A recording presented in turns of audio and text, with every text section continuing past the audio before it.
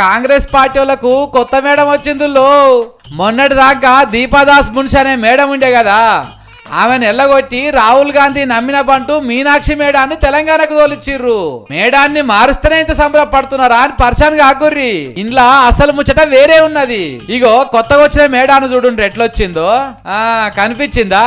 విమానం కాదు, రైలు ఎక్కొచ్చింది. కానీ పాత మేడం ఇట్లా లేకుండానట.